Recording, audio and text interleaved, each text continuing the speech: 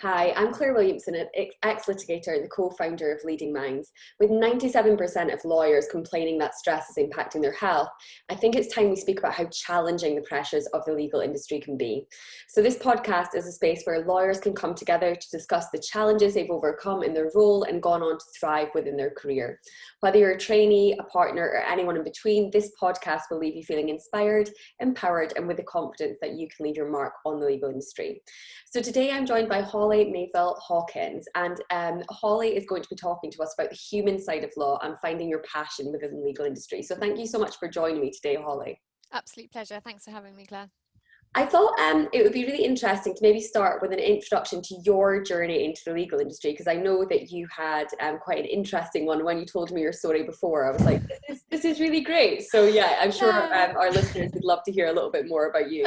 Standard tale of teenage rebellion, probably, but basically, for all of my life, my parents have been very clear that there was really very little option for me but to be a lawyer, because I'm sort of, I guess I'm quite opinionated, I'm very clear in my thinking, quite logical, and so I guess for them it was really obvious that I was going to be a lawyer all the way through, but me being me, I had to explore every single other option available to me before consenting that probably that might have been the best route for me. So when I was 18 and I was obviously madly in love with a boy and not going to be complying with their middle class norms, I decided that I needed to go off and become a philosopher. So I did philosophy undergrad at uni. I sort of debated whether or not to do drama, actually, because drama and philosophy were kind of the A-levels that I really loved, and ended up doing philosophy. But when I was doing philosophy, I ended up specialising. I thought I was going to end up sort of specialising in sort of, I guess, maybe science and metaphysics and, you know,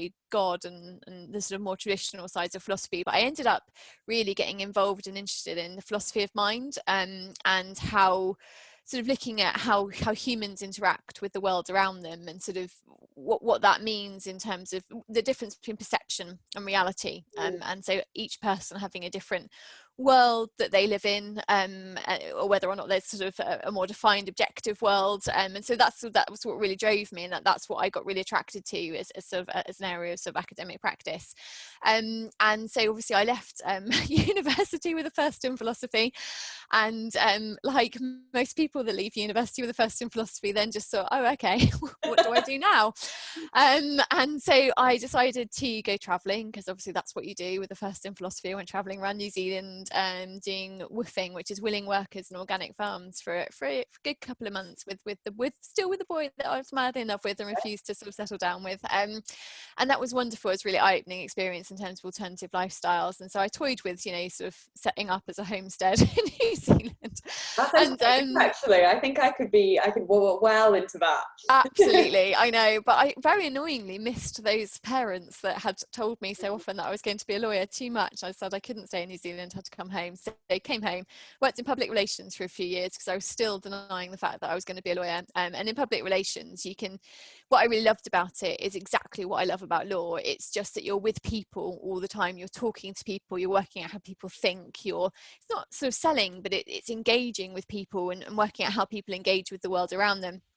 Did that for a couple of years and just felt that it sounds really pathetic and really, I don't know, really just idealistic, but I just didn't really feel like I was giving as much to the world that I could give. And I've always been brought up as somebody that needs to not make their mark on the world, but to contribute to the society that we're living in.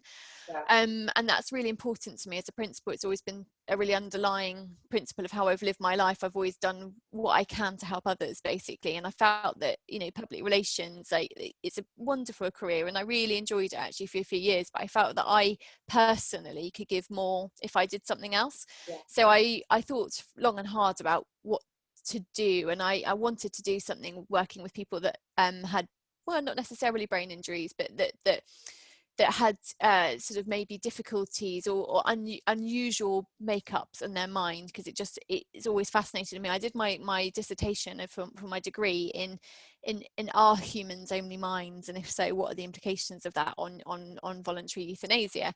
And so I wanted to do something that was along that route, and then I was just sort of researching law as my mother suggested, and I came across the Court of Protection, and I just saw it and I thought, well, that's that then, like there's no other option for me. That's what I have to do with my life. I've got to work in the Court of Protection. It's as simple as that, basically.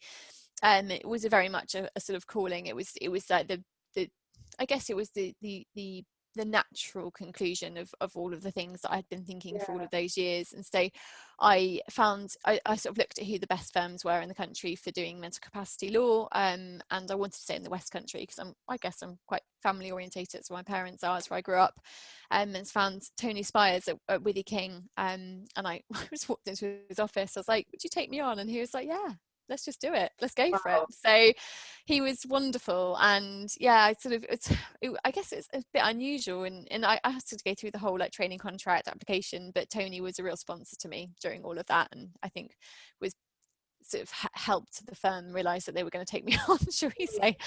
And I trained under Tony, was wonderful for 4 years at Withy King. It was the best training I could have had. He has such a passion for mental capacity law and such vast experience. He was like in his mid-60s when I joined the firm, and he taught me just so much about how to deal with people, mental capacity law, and just everything. I owed everything to him, really. And so that's how I started out. That's my path to law, I guess, and here I am still doing mental capacity law. So. And in terms of, so you said you approached him, did you have any kind of previous relationship, or had you just kind of acknowledged him as a leader in the field, and just did my research and just saw his name, and I sort of googled a couple of articles he'd written, and I saw he worked at the Law Society on the committee there and the Wills and Equity Committee, and I thought, you know what, I need to be with someone who is a leader, and he was a tribunal judge as well, and I just got in touch with him, like, and it's really, and it's quite reckless really if I think about it now, but actually sometimes you just meet people where you just kind of know that they're someone that you share a lot of values with, and that you could mutually, you know, form a flourishing friendship and relationship. Like, we're still really good friends now. Good. So yeah, I was just going to say, do you think being a couple of years older versus going straight from uni, doing the kind of vacation scheme training contract, that gave you the confidence to do that? Definitely. I'd been around the world literally, and I'd done jobs that I didn't get a lot of satisfaction out of, and jobs that I had got a lot of satisfaction out of, and I had a lot of confidence. I was engaged, you know, nearly married, and you know, I think just being that little bit older gave me a bit of life experience and a bit of confidence, and confidence has never been a problem, I suppose, for me. But I think it's just about having the courage of your convictions. And I think when you look at people on paper and you see their title and you see, you know, all the things that they've done, they can feel really scary. But one thing that I've just always just tried to remember is that people are just people, and people are generally really happy to help other people if they can, and if they're given the opportunity to. And obviously you can't just sort of just barge into someone's office, but you know, a friendly email or a friendly letter, you know, and if they want to help, they will, and if they don't want to help, they don't have to. So it's just having that confidence, and that you know, that it, for me, it's always just about that willingness to connect, and Tony had that willingness to connect back to me, and as a result that relationship flourished. And so it's all about relationships. So and what I love as well about you and your story is how passionate you are about what you do. Of course. And that's something that I think is really, really interesting, and not everyone has that in their job. So how did you, you know, you kind of obviously identified where you wanted to go and had that conviction to kind of drive forward with it. Have you got any kind of advice for someone who maybe feels that they're, you know, how did, I know obviously how you found that passion, but have you got any tips for anyone to help them find that passion and that kind of certainty in their career choice? I think just do lots of different things. Like, don't limit yourself, because you don't know what it's going to be that lights that fire in you. And like, I didn't really, put it this way, when I started my philosophy degree and when I was doing my philosophy degree, and even when I was traveling, I didn't know that what I felt was passion. I didn't know. I couldn't be like, oh yeah, this is me, I'm Holly, I feel really passionately about people that have got mental capacity issues, blah blah blah. I didn't know that's what that was. I didn't have that level of self-awareness, but it was just by living in the world and experiencing things that weren't so great, and living a lifestyle that I wasn't happy with, that made me realize what it was that I was actually seeking. So it's just about don't I think it's just about not sending yourself down a rat hole, or down don't railroad yourself, basically. Just be free in your thinking and experience things and do things, and then you will unwittingly or wittingly encounter something that you do feel strongly about, because everyone feels strongly about something. You just need to find out what it is, really. Yeah, I think often as well we put such like imposed blocks upon ourselves, like we're our own biggest limiter. You know, oh, I can't do that because of X, Y, Z. And it might be something our parents have told us when we were younger. It might be something we heard a partner say, and then we've kind of put that as a certain fixed mindset. No, you pick some department and you stick with it. That's it. But actually, you know, I think if you don't ask the questions, you don't know the answer. And there's so much that's, you know, potential and possible. If you're just willing to take a kind of step forward, like you did by, you know, introducing yourself to Tony, that 99.9% of people wouldn't have done that. But then they wouldn't have got the benefit or the kind of experience that you've had, or the relationship that you've had with him, because you've been willing to kind of put yourself there. And it's about not being scared to make mistakes as well. Like I could have just fallen flat on my face. Like I really could have, it could have just gone wrong. But then if it had, so what? You know, all I'd lost is like a little bit of embarrassment to someone that didn't really want to take me on. And you know what, that's fine. That's absolutely fine. And I could have just moved on, and I'd have done something else, or gone to sort of talk to someone else and see if someone else have taken me under their wing. And so, you know, and that's it. It's about just having the courage of your conviction. And I think it's also just about like being brave enough to realize that what you've got is worth something as well. Like I hadn't realized until quite recently, actually, exactly what you just said, that not everybody has this passion about, and everyone always says to me, oh, you're so passionate about what you do. And it's like, well, isn't everyone? But like it's about to realize that you know, when you found something you really care about, that's really amazing, and that will open doors for you. I kind of didn't realize that as well. Like I remember like one of my friends was moaning about going back to work on Monday, and I was like, oh, I quite like my job. And yeah, sometimes like I'd like an extra day off, but you know, it's like exactly, especially at the moment.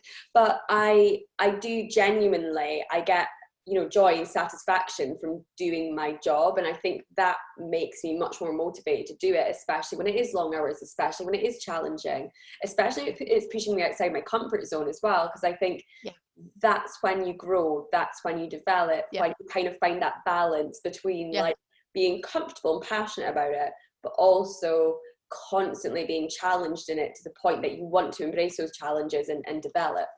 I think that's it. Like I'm a really terrible person when I'm bored. Like if I'm bored, I make mistakes, which is really stupid. I'm like a bear with a sore head. Like I react and respond and interact with people so much better if I'm busy and stimulated and challenging myself. And so if you're growing, you have that growth mindset, don't you? Whereas if you're not growing, you don't have that growth mindset. So I think that's just it's always the advice is just to get stuck in and go for things, because the worst that can happen is that you make, you know, that you embarrass yourself slightly or whatever, and you know, as long as no one's being harmed, then you know, you've just got to get stuck in and see what works for you. This has always stuck with me since I heard it, that someone once said to me, you know, in your life you're the big person and everyone else is the small people, and in their life they're the big person and everyone else is small people. So I think sometimes like there's definitely been times I've been reluctant to put myself out there because I'm scared in case I make a mistake, or I've had feedback that hasn't been 100% positive. Both of us have been inside the law firm and you know, inside the legal industry, and then inside the legal industry in a different capacity, and you know, beating myself up a lot about it. And then I realized that, you know, there's no point in me spending 3-4 days just like cringing or thinking about that one small mistake I made, because that individual has told me as a way for me to learn, to develop, to grow, and then they've gone back to their daily life. They don't really necessarily then have a negative perception of me, unless they really do, and in which case that's fine, as long as I've done what I can. And I think that's a really good kind of motto to live by, to kind of push yourself, challenge yourself, be willing to make mistakes, but you know, kind of aware of them, and kind of being able to embrace them in a way when you do. Absolutely, absolutely. Now I'm a very growth mindset person, I think. So, you know, and then when I moved on to Enable Law, which is where I am now after 4 years at Whitley King, and I chose where they were called Foot Anstey, and when I went to them, in one of the biggest law firms in the Southwest. I think they're probably the biggest law firm in the Southwest, and they developed a whole new brand called Enable Law for their mental capacity, clinical negligence, and personal injury teams, because they wanted to better serve their customers, I suppose, and sort of create a more niche brand identity for those more sort of I guess it's a slightly bespoke firm, isn't it, that only does mental capacity, PI, and clin neg. And yeah, no, so I joined Enable Law at Anstey, which then quite quickly became Enable Law. So that sort of growth mindset, that sort of that tailoring, that structuring, that ambition, I guess, it sort of matched where I was at the time as well, and so become quite a unique offering, I suppose, in the marketplace to have that. So, you know, it's about finding a firm that works, it's sort of, I suppose, in terms of the direction that they're going in, that matches your direction as well. So, and this is something I always end up speaking to people. I'd say pretty much every single person that comes onto the podcast says this, like, it's a two-way process when you're kind of trying to find a fit with a law firm. Although I think as a junior member of the team in particular, that feels really overwhelming, you know, or almost feels like, well, isn't that lovely, the thought of being able to kind of, you know, pick law firms in that way. But I do think, and I don't know what your opinion on this is, but it has to be a two-way process. You have to be kind of, you know, operating in a firm that supports your goals and your kind of ambitions, versus very much so. like, well, it's a great law firm, And I need to, you know, I think so, and it's got to be an open dialogue. I mean, my firm are really good at, they've had a very they have a very open and very forward thinking HR team, and they've got a very big learning and development and skills team, and they've got sort of coaches in house with the firm, which is great because it sort of develops your skill sets as you're developing through your sort of stages of your career, and it makes for a very open dialogue, I suppose, in terms of your direction of travel, and they'll coach you through that, I suppose. And so it's something, you know, if your direction of travel doesn't match with the firm's direction of travel, then you can tweak it and make sure that it is, basically, so you don't have these nasty surprises, I suppose, 2 years, 3 years down the line. And I think sometimes, like, people are very reluctant to talk up about any maybe challenges they're having in their role, or concerns, if they maybe kind of are concerned about the direction of the firm, the department, if they maybe feel like, actually, would I be better fitting in this area? But what would you say to people that are maybe facing that in terms of having those open conversations? I always think they're actually much better received than you maybe anticipate in your head. I think you've always got to be open, as long as I think there's a lot of drive at the moment on LinkedIn and on social media about I can't remember the phrase, and so I'm going to get it wrong, but you probably know the phrase, but it's about polite directness or something like that, isn't it? And I can't remember the phrase, but it's basically about being open, but being nice about it at the same time, and just say, look, this is what I can see, this is how I see myself, this is how I see my career over the next few years, this is a business plan, you know, put it together with them, and being open and honest, and then listening as well. Just, it's all about listening. It's about listening to where the direction that the firm wants to go, and seeing how they match together. And it's like a dance, isn't it? It's just like a two-way dance. It's making sure that you're in harmony with each other, and just, you know, listening and being, I'm always really honest. I don't know if I'm the best person in the world to listen to or take career advice from, but I'm just always a really open person in terms of what I think is right for me, because I know that if I'm not happy in my role, I won't do the best that I can do for my clients. And for me, everything always comes back to that driving factor of doing the best I can do for my clients, because I do the job that I do because I feel very passionately about protecting those that have got mental capacity issues, and I know that passion and that drive is shared by every single member of our team, and that makes day to day just so much more rewarding, because you know you're all acting with that best interest in mind, and it makes the sort of the tweaks about career and stuff easier, I suppose, because you're all coming back down to that driving force, that driving factor. Yeah, definitely. There's definitely been times in my career where I've tried to be what I thought people wanted me to be, both again when I was working at a law firm, and also initially when I started coaching. Actually, I think I very was playing the part of what I thought should as a coach. and it left me feeling quite unfulfilled in my job and overwhelmed and quite anxious as well. So I do think having an element of openness and honesty not only makes you feel more authentic, but also it does make you feel happier, more content, more fulfilled Yeah, with your role, because you feel like you're kind of being yourself versus putting that's this it. hat on every day. Yeah, you can't, I've done that before. I've been in a position where everyone has, I think, where you're acting every day, and it Mm. is so completely exhausting. You just can't do it. You just can't do it. You can't. I found I don't have the energy to pretend every single day. Yeah. It's just too exhausting. You're at work so much of your life. Like, you can't not be yourself at work, because you just end up just driving yourself into the ground, basically. Yeah. You've just got to be in a position where you feel happy and balanced, and that you can sort of push forward in the way that works for you, but obviously within the remit of the team, which is why it's so important to be in that right team. So Yeah, and why it's important to have those open conversations as well, because sometimes I think we, again, are going back to self-imposed limits, or this is the way things are done, but actually when you have a chat about it, everyone's like, oh no, that's fine, we just had never thought of that. It's like, oh, okay. yeah. I know as well that you play a really active role in the Law Society, and I just wondered how you actually kind of got into this and how you find time balancing. I mean, how I got into it was, so basically, it all comes back exactly to what we were saying before. It's about the drive. My drive in what I'm doing is to improve the world for people that have mental capacity issues. That's why I do what I do. And so for me, it's always been a non-negotiable factor of my career that I work in a way that contributes to sort of the law as it currently is and the law as it might be. And I was really lucky when I was really firstly qualified, like 1 year qualified type thing, to be introduced to the Law Society by Tony, and he was retiring from his role in the Law Society, and he sort of suggested that I apply to replace him, because they needed a mental capacity expert on the Wills and Equity Committee.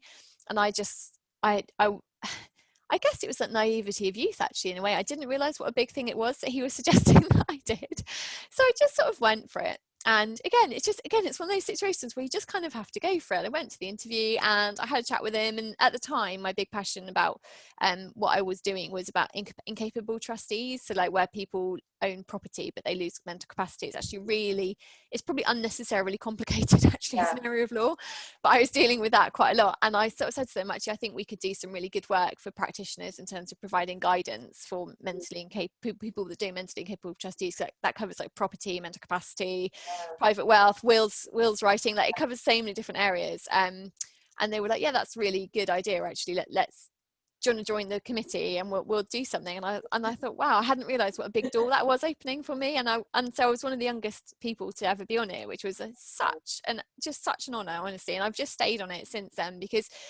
the ability, the doors that it opens in terms of being able to have an open dialogue with the Office of the Public Guardian. So I have 6 monthly meetings with them on behalf of the Law Society, other like key solicitors, like so people that are doing Society of Steps, Society of Trust and Estate Practitioners STEP, Sisters for the Elderly, Professional Deputies Forum. Like, it gives us all an ability to work together and collaboratively, and also as representatives of the profession, when you're dealing with banks and other really big institutions, if you can sort of have a representative part of your profession, you can then go to larger organizations, such as Financial Conduct Authority and stuff, with a level of clout, and have a conversation and engage with them to get things changed for the benefit of the people that you represent. So I'm lucky enough to work in a world where people you don't become a mental capacity solicitor for the money. Like, you just don't. If you're in it for that, you have chosen the wrong career, I think.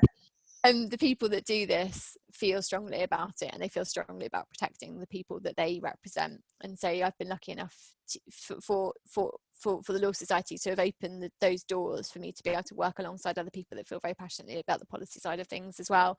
And in terms of how I fit it all in, it's an ongoing question. The big one. Ask everybody. So how do you actually find that balance? Yeah. Yeah, exactly. You just sort of go for it. I always sort of start work earlier than I should, and I don't tend to work later than I should. I'm a morning person, so what I do is I get in early, basically, and I just plow through a couple of maybe 20 minutes, 25 minutes of like policy stuff maybe every morning, maybe do a bit of LinkedIn, maybe social media and a bit of policy work every day, really, before I start my work in earnest.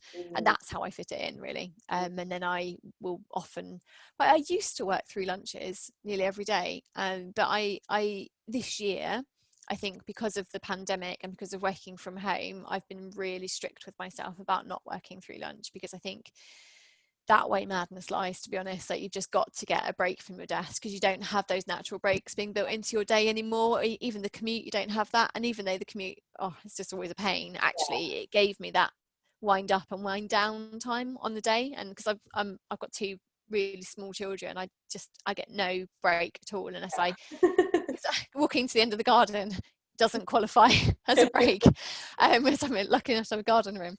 So yeah, I make sure that I have a proper lunch every day and just go for a dog walk and have some lunch away from my desk and away from the children, basically, so that I can have that space. So I think what I'm trying to say is I work early, I work hard. I used to work through, whereas now I don't work through. Now I sort of work early, work hard, have some lunch, and I find myself way more productive if I have that break. I was hoping you would say that. Yeah, so much more productive. I don't know why I didn't do it before. I guess I didn't do it before because I was just working like on a roundabout near Bristol Temple Meads, and so it's just not particularly inspiring to go and have a walk. Do you know what I mean? Whereas now I'm like in the countryside, so actually it's really nice to have that break. And like I am so much now I know what it's like to have a break and not to have a break. I am so much better at my job now I have a break, and I get loads more done, even though I'm probably at my desk less.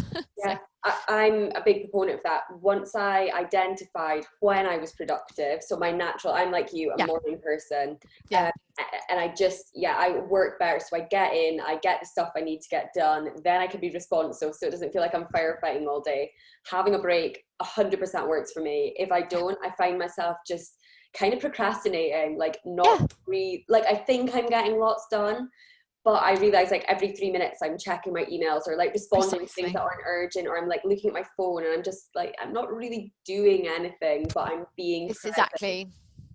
It's exactly I feel exactly the same. It's about making the most of your time. So, and even weirdly sometimes that means you're at your desk less, but you get more done. So, I definitely agree, because I think if you give yourself this, like, I'm going to be at my desk from 9 till 5, which, I mean, obviously for the majority of people they have to be accessible between whatever, X and Y, but if you kind of give yourself, like, I give myself deadlines within my day, so I'll be like, between 9 and 10 I'm going to do this, then I'll have 10 minutes and I'll just go, and even if it's just like unloading the dishwasher or something, it's stepping away and then coming back to my next task. I'm so much more productive than I'm like, right, well, I work till 5 and hopefully I get everything done. you know? Precisely. No, I'm like you. I'm a very organized worker. I'm a real lister, actually. So I've got my list to my left right now, and like it's got to be in a list every single day. I curate my list as the day goes on, and then write a new one for the next day, and sort of priorities and stuff. It's like really old fashioned, I'm sure, and I know that I probably should be using like tabs and stuff on my screen, but I don't. I'm a lister. So. I got a new hard copy diary yesterday, and I was very excited for 2021. I was like, excited write all my you. stuff in it. Because I do use my online diary as well, but having something physically there, it means that I can kind of like be a bit more flexible with it as well. And I always write, I'm really sad, I always write in pencil so that I can rub it out and do it again. Honestly, you're talking to the converted.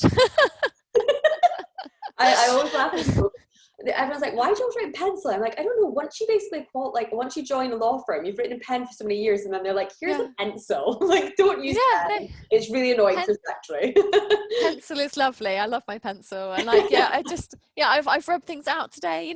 I just think it's a more flexible way of working. It means I can be adaptive and responsive. But I do think it's really great to hear someone within the profession, as you said, balancing a lot, not only family life and home life during a global pandemic, but balancing working with the Law Society and, quite a mentally, I'd imagine, draining job at times, especially because of your passion for it and wanting to kind of protect and kind of support your clients.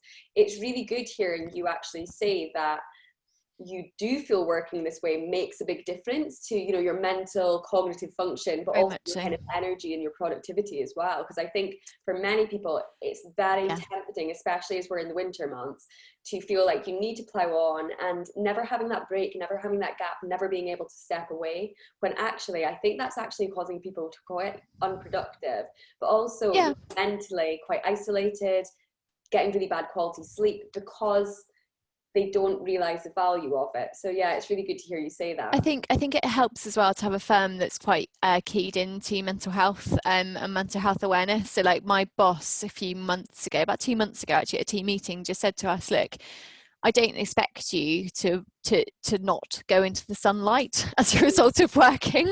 Like if you know, if you want to just start a bit earlier and like sort of work when it's dark and then just have a break when it's light, that's absolutely fine. Like it's really important that you get to go outside and like, you know, play a game of tennis or walk the dog or whatever. Otherwise, you're, particularly at the moment, we're only awake. The only hours that it's light are the hours that we're at work, and it's just not healthy for anybody. And I what I found really helpful, I have a really good therapist who, oh, I don't know, I just used to think she was completely mad when she told me to do things like this, but actually it's made such a lot of difference to my life. Just the really basic things of just taking like even like 40 seconds 3 times a day, and it sounds like, so how could it possibly make a difference? But sort of 30 seconds to a minute 3 times a day, if you just breathe in, I find breathing in for count to 7 and breathing out for count to 11 for about a minute, like 3 times a day, once when I wake up, once around middle of the day some point, and once in the evening, it just reduces my stress levels. And I think that I think there's 2 ways of looking at stress, I guess. Like what I've learned in my career is that stress is inevitable and it's natural. Actually, like to never feel stress would be inhuman. Like we are designed to have a stress response in our bodies, and it can be really helpful for our productivity. But acute stress isn't natural and it isn't helpful. And so what you need to do is work out a way of stopping your body going into that sort of acute stress response. And for me personally, just taking that time a couple of times a day to just either go for a dog walk or just do some really simple breathing just reduces my cortisol and adrenaline, and will stop that sort of I guess that snowballing of stress effect, you know. So you've just sort of just calm your body down a few times a day, and then it will just make you a lot more productive your breath is like actually the quickest, obviously talk about stress management all the time, so definitely a topic I could speak to you about for the next half hour. But you know, your breath is the quickest and most powerful tool that you have to take yourself out of that sympathetic nervous system where you're operating like you're running from a tiger, into your parasympathetic nervous system, which is your rest and digest. So even when things are still coming, you know, all the emails are coming in, you've still got your list of this long, actually being able to take those breaths just kind of gives a nudge to your brain that actually I'm fine, because there's no way you'd be taking long deep breaths if you're, you know, actively running from a tiger. I think you actually stop breathing sometimes as well. Or like really shallow. So it shows you like how quickly you can actually then, you know, get back into a place where you can observe, where you can be more self-aware, you can self-regulate, and take active steps forward. Because as you said, you know, the pressure is inevitable. And some stress actually is very motivational. It's good. It makes us, you know, our cognitive function switch on. But when we're getting to the point that that's having a negative impact on our mental health, our energy, our resilience, it is not going to help you progress in your career or do your best work. You're much more likely to make mistakes. You're going to be less productive. So just something as simple as breath work can be a good thing. Do you ever do like meditation as well, or is that not? I find meditation very difficult. Like I think like a lot of lawyers, like I'm probably quite a normal lawyer in the fact that my brain is really overactive probably. And so I try and meditate. I guess maybe I think meditation practice would be the phrase to describe my approach to meditation. Like Pilates, like I'm really keen and like I try really hard.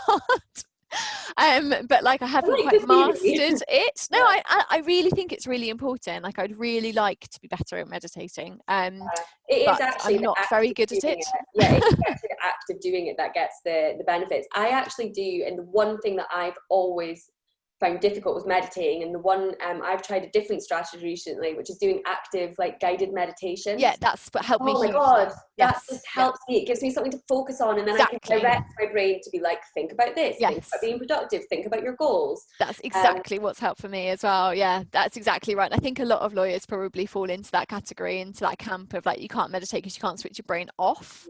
Whereas actually, if you're doing guided meditations, then it's just thinking about a specific thing. So Yeah, definitely you can do helps. that. Definitely helps. Yeah, no, it's really good to hear, you know, all the different kind of strategies you use.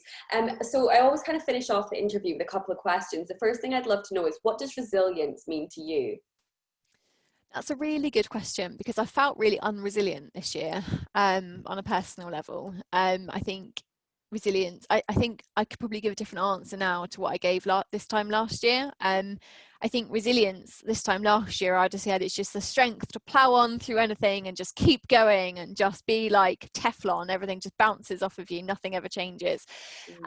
Whereas now, having gone through the year that we've all just gone through, I would say that resilience is the ability to bend and to be like, you know, be like the bamboo. I guess it's just the ability to weather a storm and adapt and to change, and to it's about just being, it's not just about the self, it's about taking others with you as well. It's about it's more like a unit approach to resilience. It's about, as a society, it's about I don't know, it's more about kindness. Resilience, weirdly, it's about the whole rather than the individual, I think. I Now, like that. Kindness. is that, I don't know. That's the I like answer that. probably. It's about being much more in touch with your feelings and those around you, and being able to move forward together rather than battle axing through. Yeah, I think I like that's my it. definition for this Yeah, year. It's yeah. very different to what it was last year. So yeah, it's a group concept of resilience, I think, rather than an individual concept of resilience now. Great answer. Is that Next okay? thing I'd Did love I to know pass? is- yeah, sorry. I used to sometimes give people a heads up on these questions, then I realised I overthought them, so I don't I now. would have overthought that, Throw them at you. definitely. Yes, you would have had like your script out. And the other thing I'd love to know is, what would your number one tip, sorry, for sustainable success within the legal sector be? The one thing that you think really, really is going to set people up long term. Long term, it's got to just be about a bit of self-care. Mm.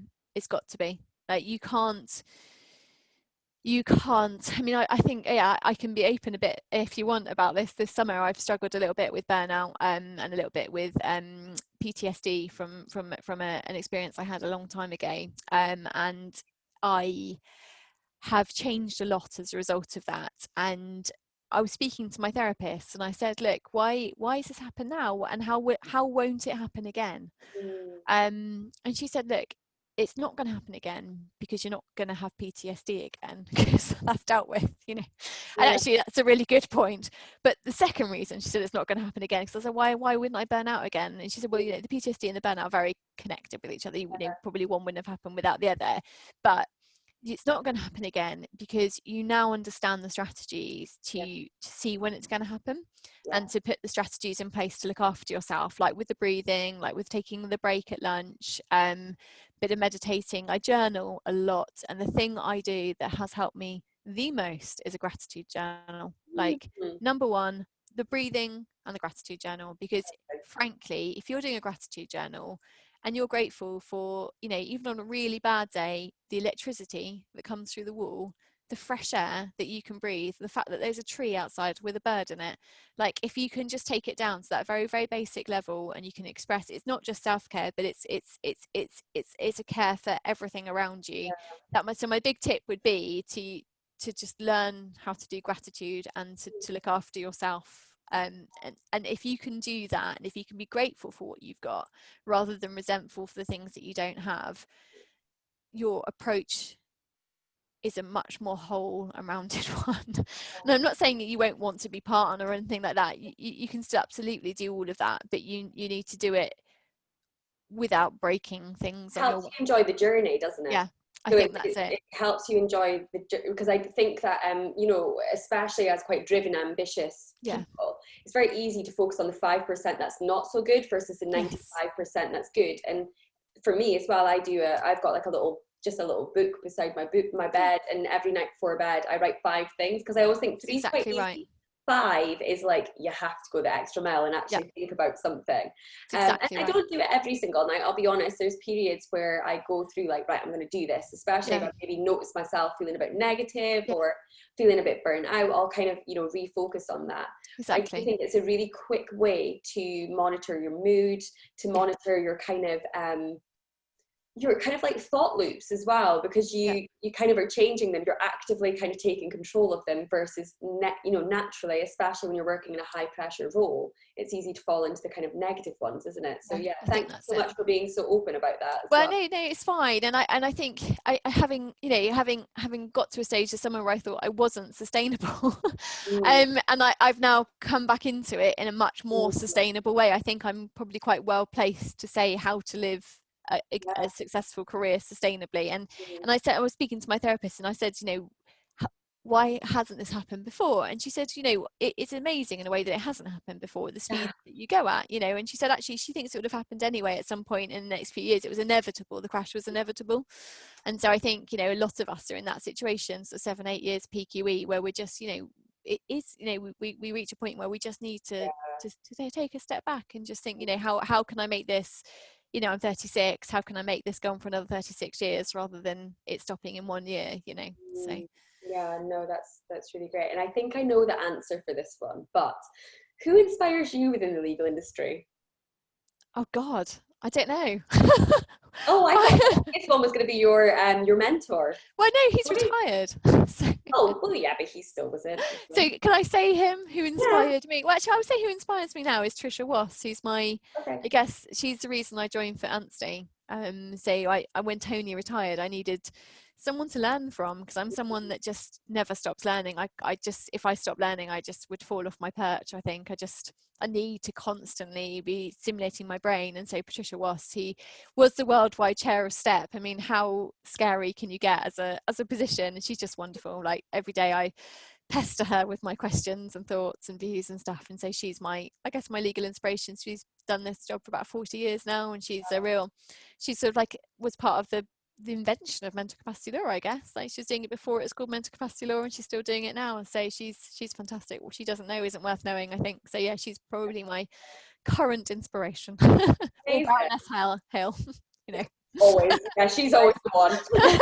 So, Amazing. And thank you so much for joining me today. I'm sure that everyone listening has really enjoyed hopefully your insight carrying and on. your chat. And I think your passion definitely comes across as well, which is just really interesting seeing in itself, to be honest. A lawyer who's passionate and happy. But thank you for joining me. Thank you so much. Cheers, Claire. Thank you. And for everyone listening to the podcast today, I just wanted to direct you to our LinkedIn page. It's Leading Minds, where you can get daily tips, daily strategies for sustainable success within the legal sector. And also you will find our podcast there. You'll also find our podcast on the Leading Minds web. So that's leadingmindsglobal.com/podcast, where you can subscribe to our bi-weekly episodes. So thank you so much.